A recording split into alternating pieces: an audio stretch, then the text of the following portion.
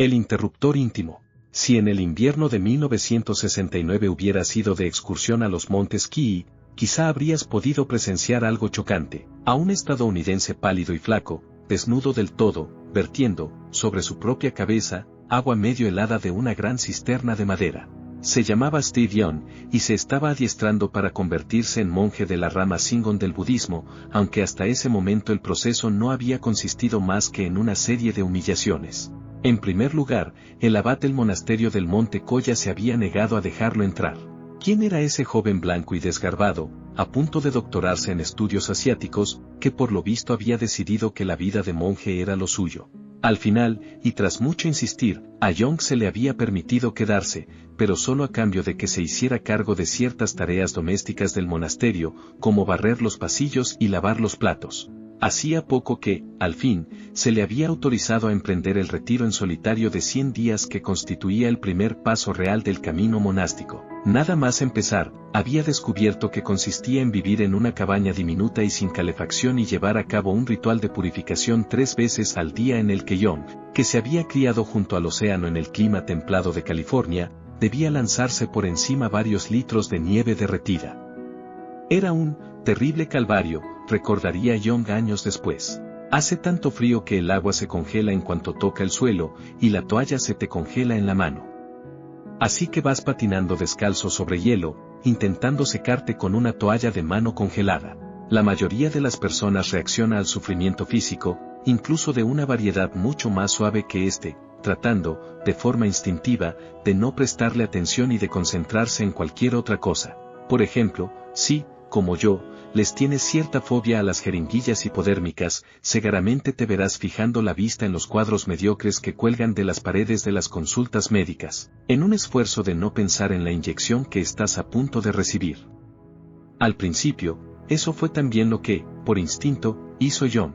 Apartar de sí, internamente, la experiencia del agua helada que golpeaba su piel pensando en otras cosas, o por lo menos intentar, a fuerza de pura voluntad, no notar el frío. No es en absoluto una reacción descabellada, cuando centrarse en la experiencia presente es desagradable en exceso. El sentido común parece sugerir que abstraerse mentalmente de la situación hará el dolor más tolerable. Pero a medida que se sucedían las duchas heladas, Young empezó a entender que estaba empleando la estrategia equivocada. De hecho, cuanto más se concentraba en las sensaciones de frío intenso, prestándoles toda la atención posible, menos atroces le parecían. Mientras que si pensaba en otra cosa, el sufrimiento se volvía insoportable. Al cabo de pocos días, comenzó a prepararse para cada ritual fijando su atención, hasta donde era capaz, en la experiencia presente, para evitar que, cuando el agua le golpeara, la incomodidad se convirtiera en sufrimiento. Cayó en la cuenta, con el tiempo, de que aquel era el propósito de la ceremonia. En sus propias palabras, un monje tradicional budista lo habría expresado de otro modo. Aquel era un dispositivo gigantesco de biorretroalimentación, diseñado para enseñarle a concentrarse, puesto que le premiaba, con una reducción del sufrimiento, por no distraerse, y le castigaba, con un aumento del sufrimiento, cuando lo hacía.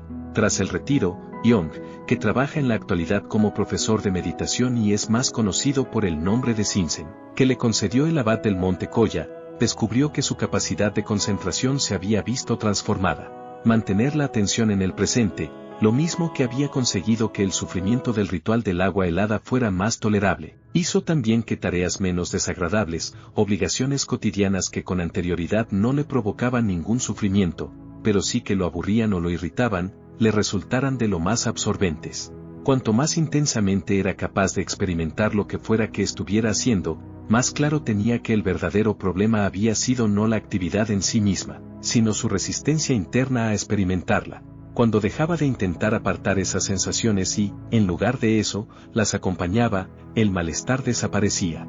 El calvario de Young ilustra algo muy importante que ocurre cuando sucumbimos a la distracción. Lo que nos motiva es el deseo de escapar de algo en nuestra experiencia del presente que nos produce dolor. Es evidente cuando el dolor es físico, como el agua helada sobre la piel desnuda o la vacuna de la gripe en la consulta del doctor. Son casos en los que las sensaciones penosas son tan difíciles de ignorar que desviar tu atención requiere un verdadero esfuerzo. Pero también es cierto, de un modo más sutil, cuando se trata de distracciones cotidianas.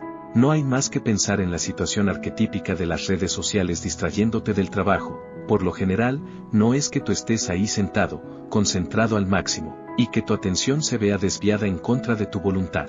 En realidad, estás deseando tener alguna excusa, por pequeña que sea, para dejar de hacer lo que estás haciendo y huir de lo desagradable que te resulta estar haciéndolo, y te escabulles a mirar la inacabable cadena de tweets o los últimos cotilleos en una web sobre famosos no con reticencia, sino con alivio.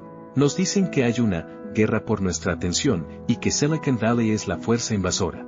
Pero, si eso es verdad, nuestro papel en el campo de batalla es a menudo el de colaboradores con el enemigo. Mary Oliver llama a esa necesidad interna de distraernos, el interruptor íntimo, ese yo dentro del yo que silba y aporrea los paneles de las puertas y te promete una vida más fácil con que solo desvíes tu atención de la tarea importante, pero también exigente, que tienes entre manos, y la lleves hacia lo que sea que esté ocurriendo en la siguiente pestaña de tu navegador.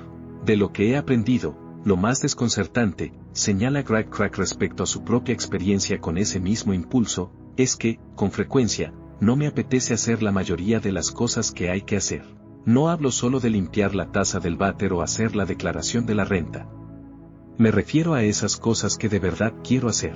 El malestar de lo que importa. Vale la pena detenerse a pensar en lo raro, en lo muy raro que es eso. ¿Por qué nos resulta tan incómodo centrar nuestra atención en cosas que importan, en las cosas que creemos que queremos hacer con nuestras vidas, que preferimos sustituirlas por distracciones que, por definición, son lo que no queremos estar haciendo con nuestras vidas? Ciertas tareas específicas puede que sean tan desagradables o intimiden tanto que no tendría nada de raro querer evitarlas. Pero el problema más habitual es el del aburrimiento, que surge a menudo sin explicación. De repente, aquello que estabas decidido a hacer, porque era importante para ti hacerlo, resulta tan tedioso que no puedes soportar concentrarte en ello ni un segundo más. La solución a ese misterio, por dramático que suene, es que cuando sucumbimos a la distracción lo que estamos haciendo es tratar de evitar un enfrentamiento doloroso con nuestra finitud, con el dilema humano de disponer de un tiempo limitado y, de forma especial, en el caso de la distracción, de un control limitado sobre ese tiempo, lo que impide que tengamos algún tipo de certeza sobre cómo saldrán las cosas. Salvo por lo que se refiere, claro, a la desagradable certeza de que la muerte pondrá fin un día a todo. Cuando intentas poner toda tu atención en algo que para ti es importante, te ves obligado a enfrentarte a tus límites, una experiencia que resulta especialmente desagradable si la tarea que tienes entre manos es una a la que concedes un valor particular. A diferencia del arquitecto de Shiraz, que se negó a traer su mezquita ideal al mundo del tiempo y de la imperfección, tú te ves obligado a dejar de lado tus aspiraciones de divinidad y a experimentar lo que supone no tener ningún control sobre las cosas que te importan. Puede que ese proyecto creativo tan querido para ti esté más allá de tu talento o puede que la difícil conversación conyugal para la que te habías estado preparando se convierta en una amarga discusión. E incluso si todo se desarrolla de la mejor de las maneras, tú no podías haber sabido de antemano que iba a ser así, de modo que incluso en ese caso habrás tenido que renunciar a la sensación de ser el dueño de tu tiempo. Citando una vez más al psicoterapeuta Bruce Teft, habrás tenido que darte permiso para sentirte encerrado, encarcelado, impotente y constreñido por la realidad. Es por eso por lo que el aburrimiento puede resultar tan sorprendente y agresivamente desagradable. Tendemos a pensar que nos aburrimos porque no nos interesa demasiado lo que estamos haciendo, sea lo que sea, pero, de hecho, se trata de una intensa reacción a la profunda incomodidad de estar enfrentándonos a lo limitado de nuestra capacidad de control. El aburrimiento puede surgir en contextos muy distintos cuando trabajas en un proyecto importante, cuando no se te ocurre qué hacer un domingo por la tarde, cuando tienes que cuidar a un niño de 2 años durante 5 horas. Pero hay una característica en común en todos ellos: exigen que te enfrentes a tu finitud. Te obligan a lidiar con el modo en que tu experiencia se desarrolla en ese momento, a resignarte a la realidad de que esto es lo que hay. No es de extrañar que busquemos distracciones online, donde parece que no hay límites, donde puedes estar al día de forma instantánea sobre acontecimientos que se desarrollan a un continente de distancia, presentarte al mundo de la forma que quieras y actualizar sin descanso el flujo de noticias sin fin, dejándote llevar a través de un reino en el que el espacio no importa y el tiempo se extiende hacia un presente infinito. En palabras del crítico James Duasterberg, es verdad que matar el tiempo en Internet muchas veces no es especialmente divertido hoy en día. Pero no hace falta que lo sea, para atenuar el dolor de la finitud solo hace falta que te haga sentir libre. Todo ello hace que sea más fácil entender por qué el tipo de cosas que suelen recomendarse para luchar contra la distracción, detox digitales, normas sobre cada cuánto revisar tu bandeja de entrada, etc., pocas veces funcionan, o al menos funcionan solo durante un tiempo. Suponen limitar tu acceso a todo lo que utilizas para aliviar tu necesidad de distracción y, en el caso de las formas más adictivas de la tecnología, sin duda es una idea sensata, pero no hacen desaparecer la necesidad en sí misma. Aunque dejes Facebook, o te prohíbas acceder a las redes sociales durante la jornada laboral o te exilies a una cabaña en la montaña, seguirá resultándote incómodamente restrictivo tener que concentrarte en lo que importa y encontrarás la manera de aliviar esa molestia distrayéndote, soñando despierto, echándote una siesta innecesaria o, la opción preferida de los adictos a la productividad, rediseñando tu lista de tareas pendientes y reorganizando tu mesa.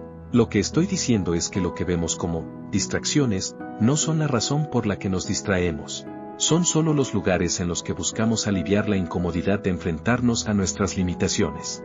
El motivo por el que te cuesta concentrarte en una conversación con tu pareja no es que estés mirando a escondidas el móvil por debajo de la mesa del comedor.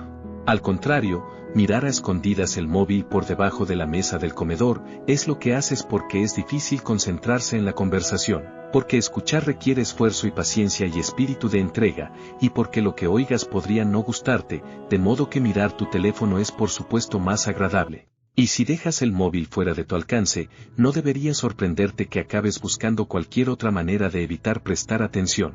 En el caso de una conversación, muchas veces consiste en ensayar mentalmente lo que vas a decir a continuación, en cuanto la otra persona deje de emitir sonidos con la boca. Ojalá pudiera revelar, llegados a este punto, la fórmula para arrancar de raíz la necesidad de distracción, la manera de evitar que sea desagradable decidir fijar tu atención, durante un tiempo prolongado, en algo que es importante para ti o que no puedes decidir no hacer. Pero la verdad es que no creo que haya ninguna fórmula. El modo más eficaz de arrebatarle a la distracción su poder es dejar de esperar que las cosas vayan a ser de otra manera y aceptar que ese malestar no es más que lo que los humanos, en nuestra finitud, sentimos al comprometernos a hacer el tipo de tareas exigentes y valiosas que nos obligan a enfrentarnos a nuestro limitado control sobre el desarrollo de nuestras vidas. Porque hay un sentido en el que aceptar que no hay una solución es la solución. Después de todo, lo que John descubrió en la ladera de la montaña fue que su sufrimiento se atenuaba únicamente cuando se resignaba a la realidad de su situación, cuando dejaba de luchar contra los hechos y se permitía a sí mismo sentir de forma más plena el agua helada sobre su piel. Cuanta menos atención le dedicaba a negarse a lo que le estaba pasando, más atención podía proporcionarle a lo que estaba pasando de verdad. Mi capacidad de concentración quizá esté lejos de la de Young, pero he descubierto que es posible aplicar esa misma lógica. Para descubrirse enfrascado en un proyecto difícil o en una tarde aburrida de domingo, no hay que buscar activamente la sensación de paz o de concentración, sino reconocer que el malestar es inevitable y estar más atento a la realidad de tu situación que a rebelarte contra ella. Una parte del budismo zen sostiene que la totalidad del sufrimiento humano puede reducirse a ese esfuerzo por resistirse a prestar una atención plena al modo en que suceden las cosas, ya sea porque nos gustaría que sucedieran de otro modo, esto no debería estar ocurriendo, o porque querríamos tener un control mayor sobre el proceso. Es liberador, de un modo que te pone los pies en el suelo, comprender que hay ciertas realidades que tienen que ver con el hecho de que eres un ser humano limitado, de las que nunca vas a librarte. No puedes dictar el curso de los acontecimientos. Y la paradójica recompensa por aceptar las restricciones que impone la realidad es que dejan de parecer tan restrictivas.